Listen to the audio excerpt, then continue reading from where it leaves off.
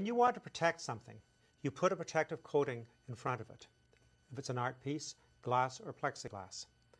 But if you're painting with oil or acrylics or alkyds, you don't normally frame behind glass, but they still must be protected.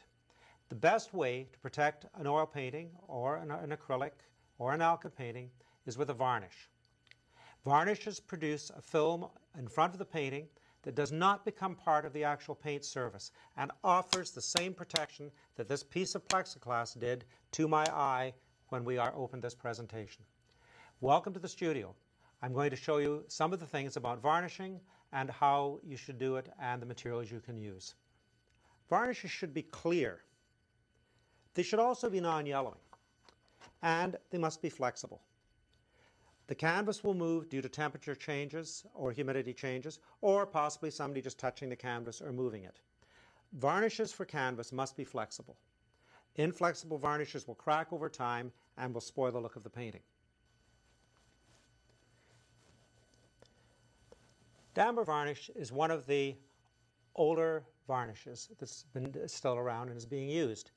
It dries to very high gloss, and it's a natural varnish. It does, however, amber over time, and it is a very brittle varnish when it dries. It is suitable for paintings done on panel or rigid supports. The next varnish I'd like to talk about is Artist's Gloss Varnish. This is a ketone varnish, and it is soluble in mineral spirits. It is also non-yellowing. Conservate varnishes are made of a mixture of varnishes. They are easily removable for 100 years. They are non-yellowing. And they can be blended together to produce different levels of finish. They come in two finishes, a gloss and a matte. And you, the artist, can mix them together to produce anything from a high gloss finish to a matte surface or a satin finish on your paintings. Before you varnish your oil painting, you should wait 6 to 12 months. Oil paint dries by oxidation, and when you put a layer of varnish on top, you are cutting off the essential oxygen that is required in the curing process of the oil paint.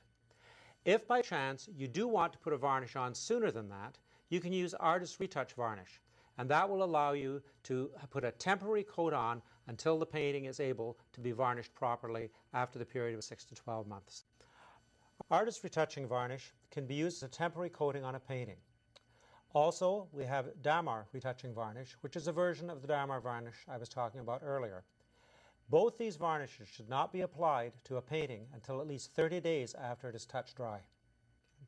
We're now going to varnish a painting.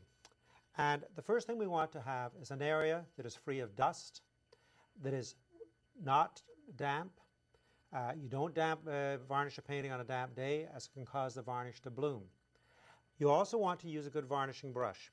The brush I'm using here is a Monarch 2-inch synthetic mongoose. It is very soft, and the hair is very firmly attached, so it will not come off and mix with the varnish while you're applying the varnish.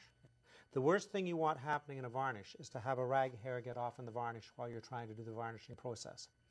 Now we're going to start varnishing the painting. This is Conservate varnish, and I'm just going to decant it into this can here, and let's varnish the painting. Taking the brush here, and I'm starting to apply the varnish in slightly overlapping strokes back and forth down the canvas. So I run out of varnish, I go back and get more. I don't want to get a lot of varnish. I don't want to flood the painting with it. And I also don't want to agitate the varnish and create air bubbles, because it'll make marks in the final finish. Going back in. Once you start varnishing, keep up a fairly steady rhythm and try and get it finished as quickly as you can. Go back in here. I'm now going to look down the painting and see if there's any spots that are missed. There aren't. I'm turning it 90 degrees, and then I'm very quickly going to just level off the varnish coat over the whole painting. I am not going back in to do a stroke, otherwise it'll start to dull the varnish and it will give a bad finish when I'm complete. And there we are, and that is the painting varnished. Now the painting is varnished, you will notice that all the sunken areas have now been leveled out, the colors are brighter, and the surface is totally unified.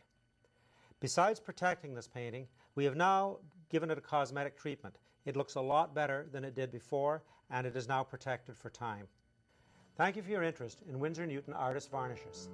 For more information, visit Winsor and Newton on the web at www.windsornewton.com or check our product literature.